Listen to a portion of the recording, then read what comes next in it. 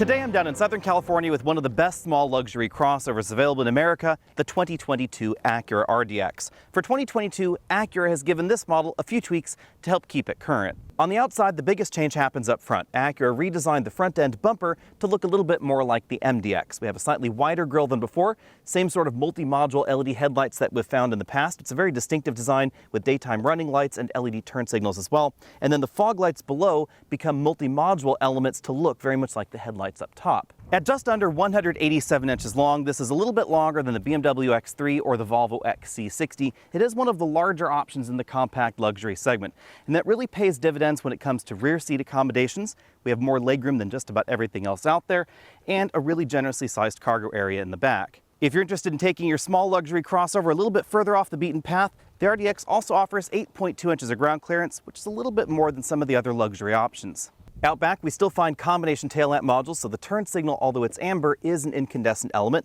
At the bottom of the bumper, we get round exhausts in the A Spec trim. All the rest of the models get a revised lower front bumper with rectangular exhausts. As with every Acura model on sale in the US, there's a ton of active driver assistance tech standard. Autonomous emergency braking, radar adaptive cruise control, lane keeping assistance, and blind spot monitoring are found on even the base model. Those are features that you often have to pay extra for, even in safety-obsessed brands like Volvo.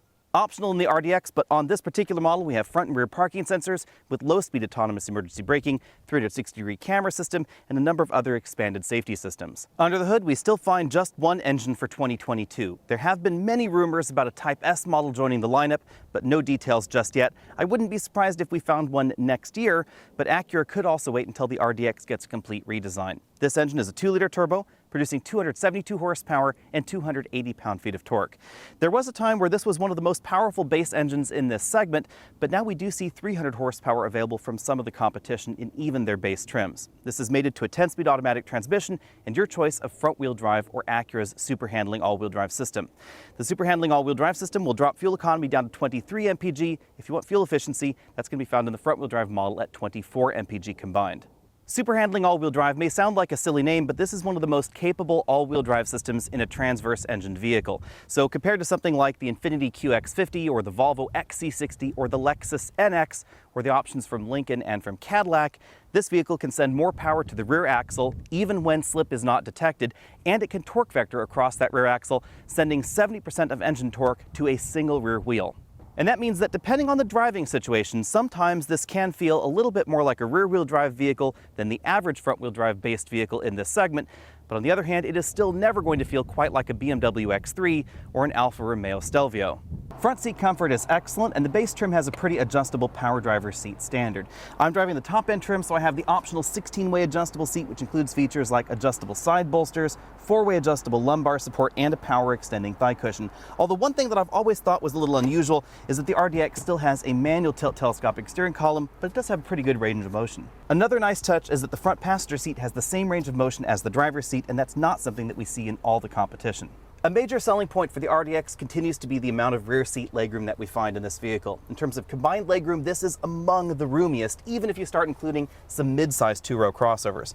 The front seat's comfortably adjusted for me at 6 feet tall. We have a ton of room here, an almost flat floor in the back, 2 air vents in the rear, USB charge-only ports, heated rear seats in this vehicle, fold-down center armrest with 2 cup holders, but the rear seats don't recline. They simply fold or they unfold. Rear seat headroom is excellent. As you can see, I have about half an inch of rear seat headroom left, even though this does have the large panoramic moonroof, and that definitely is more room than we find in some of the sleeker and sexier options out there.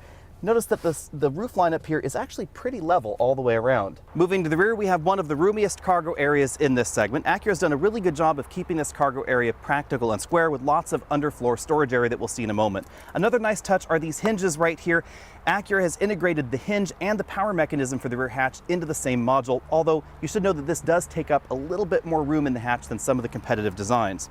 Taking a look under the load floor, we have one large storage compartment right up front, and that helps gain the RDX a 9 out of 10 point score in my exclusive Trunk Comfort Index. There's also some additional storage right behind it. There's a small square storage area where you could probably put a case of wine, and over here on this side, there's an area for the tire inflator. Thanks to that storage area, getting to the power hatch button can be just a little bit tricky. The vast majority of the interior in the RDX has not changed for 2022, except for the fact that you can now again combine the advanced trim and the A Spec trim. So we have the sportier interior touches, along with the luxurious touches that you might expect for a vehicle that's over $50,000. The rear seats are heated in this model, the front seats are heated and ventilated, and this has the optional orchid leather color. You can see that right there in the center we have a faux suede insert, and the rest is the highest grade of leather available in a modern Acura product. These seats again feature extending thigh cushions, inflatable side bolsters, and moving on to the front doors, we have a high level of materials quality over here. The vast majority of the materials are the same front doors to rear doors. We have some soft touch materials on the upper section of the door, the same sort of faux suede insert right there in the middle of the door in that sort of darker color, and then we have some stitched goods below matching the seats. Down there at the bottom, we have a large bottle holder. You can see that this model has the optional up-level ELS studio audio system. There are actually a variety of different ELS systems available in Acura products. This is one of the more expensive.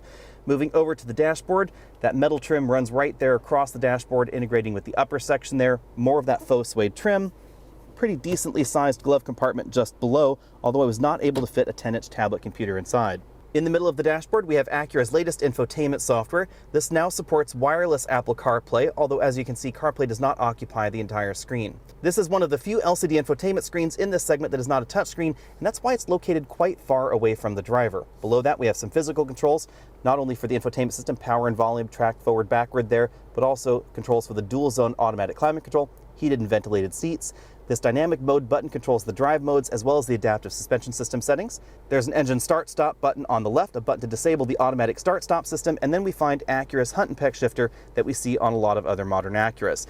We then have the somewhat controversial trackpad controller for the infotainment system.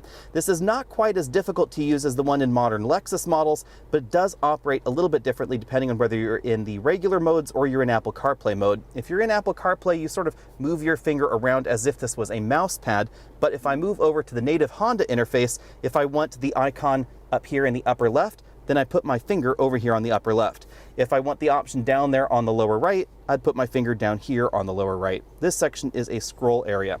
Behind the touchpad, we have two large cup holders, a storage area for your smartphone. That's where we find one USB input that works with the system if you don't want to use wireless CarPlay, and you can close off that area with a roller style cover. This uses the same trim that we find on the dashboard and on the doors. Behind that, we have a pretty large center armrest. You can open it to reveal a moderately sized storage compartment, and then Acura's new key design is this one right here. The steering wheel in this trim is one of Acura's new flat bottom designs. You can see that we have the A Spec logo right down there at the bottom of the steering wheel, perforated leather right there on the sides, and then non-perforated leather at the top. We have paddle shifters on the back of the steering wheel, down over there on the left, up over there on the right. You'll find the controls for the adaptive cruise control system over here on the right side of the steering wheel, controls for the heads-up display, and the multifunction color LCD instrument cluster right there. Although it's worth noting that one touch that I would love to see in this vehicle that we don't see is the full LCD instrument cluster from the NDX. Instead, we just get a approximately 7-inch color display right there in the middle with physical gauges on either side.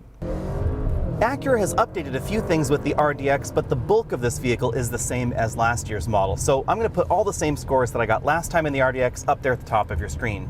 Acceleration has not theoretically improved for this generation, although Acura has said that they've made some subtle tweaks here and there to the drivetrain. The biggest change, according to them, is the dynamic damper system here. So now if I switch it into sport mode, it definitely feels a little bit firmer than the previous model, and if it's in comfort mode, it's a little bit more comfortable than the previous model. The adaptive damper system is definitely something that I would get in the RDX if I were shopping for one. As far as drive modes go, this says normal, comfort, sport, snow, and then we can put the transmission into sport modes. That's the sportiest mode available for both the adaptive damping system, the transmission, the engine, etc. But honestly, I think the normal drive mode fits the character of the RDX best. This is definitely a little bit sportier themed than the Lexus NX, but it's not going to be quite as much fun as, say, the Alfa Romeo Stelvio, of course. Now, the Acura super handling all-wheel drive system is definitely noticeable when you're going up a mountain road like this, because the rear end definitely can swing around a little bit in the corners. It's never going to feel tail happy like a true rear-wheel drive vehicle could, but it's definitely going to be more fun than a front-wheel drive based vehicle without a torque vectoring rear axle, like the Infiniti or the Volvo or the Lexus, Cadillac, Lincoln, etc. Now, the interesting thing about super handling all-wheel drive is that it improves driving dynamics on your favorite winding mountain road when you're going up. But when you're going down the road, honestly, this is going to feel very similar to the rest of the front-wheel drive-based competition, because it is going to have a little bit more weight on the front, and the RDX is a little bit heavier than some of the European options. The best way to describe the RDX is that it's well-rounded. This is not going to be the best handling option in the segment, not the fastest accelerating option in the segment, but it does everything pretty well. And I think I like the way that Acura has chosen to tune the steering, the transmission, etc. This 10-speed automatic transmission is a little bit slower shifting than some of the rear-wheel drive options out there, especially again that Alfa Romeo. That probably is one of the best handling options in the segment. But I think the advantages over here in the RDX may be worth it to some. This is going to be more fuel efficient, generally speaking, than that Alfa. It's definitely going to be a lot more reliable as well. Even in this A Spec Advanced model, which is the pinnacle of the RDX lineup at the moment, we don't have summer tires available from the factory. These all-season tires are also not the grippiest all-season tires available. So even though this has a sporty demeanor out on the road and it can definitely send more power to the rear, you're definitely going to notice that the tires are going to start squealing a little bit earlier in the corners than some of those European options. When either the road starts straightening or you happen to have a Honda minivan in front of you, you can always move this selector over here to the comfort mode, and the ride definitely quiets down in the RDX. Even though I have 20-inch wheels on the model that I'm driving here, the ride quality is pretty comfortable. Now to the likes and dislikes. I definitely like the amount of power that we find out of this engine, and I love the fact that Acura has chosen to give us very low gearing. That really gets the most out of the engine in terms of initial acceleration. But the 10-speed automatic transmission can feel a little bit lazy at times, and I do wish that the ride quality in comfort mode was perhaps a tiny bit better polished. Sometimes there are odd road imperfections that can come through into the cabin, but on the whole, this is one of the more comfortable suspensions. If you want something that's more comfortable than this, you're going to have to opt for an air suspension, and that is a very select number of alternatives that will offer that. It's also going to be quite a bit more expensive. I do wish that Acura had given us a larger LCD instrument cluster, perhaps the full LCD that we find in the new MDX. And while I'm talking about LCDs, the infotainment system is a little bit smaller than some of the competition and placed further away from the driver, making it feel even smaller than its 10-inch dimension would otherwise be.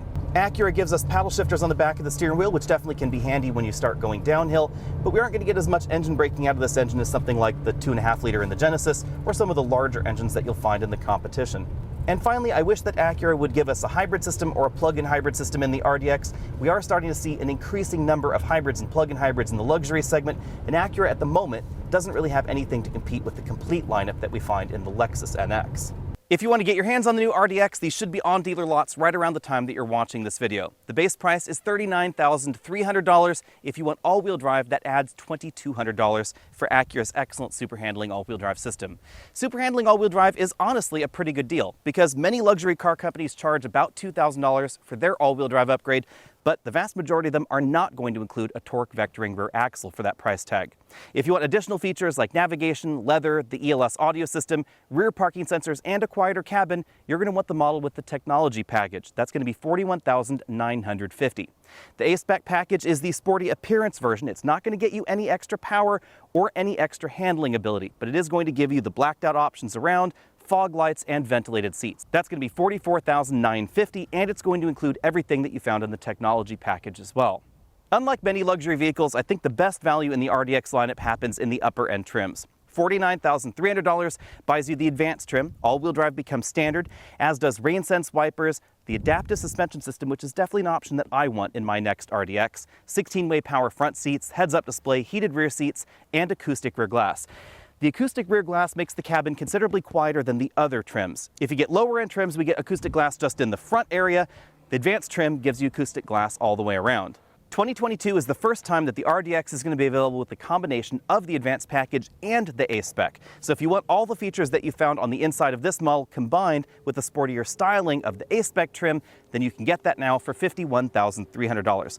But that's not the most expensive version of the RDX for 2022. There's also going to be a hand-built version, the PMC edition. That's going to be limited to just 200 models, so I'm not really going to spend too much time talking about it, but it is going to be more expensive than this. It's about $3,000 more because not only is the MSRP higher, it also has, for some reason, a much more expensive destination charge. As far as value goes, the RDX is still one of the best luxury car values in this segment. The A Spec with advanced trim does get a little bit high compared to some of the options like the GV70 especially, but honestly, the advanced package without the A Spec trim I think is a pretty good comparison to that model, and it is going to be a few $1,000s less expensive. The RDX is quite simply one of the most pragmatic options here, giving us lots of rear seat legroom and a pretty big cargo area compared to some of those alternatives out there, and I also think it looks better than the new Lexus NX. Be sure and let me know what you think about that down there in the comment section below, and would you be willing to pay a few $1,000s more to get the rear-wheel drive driving dynamics that we find in something like the Genesis GV70? capability that is definitely going to be more dynamic than this, even though it doesn't have a torque vectoring rear axle.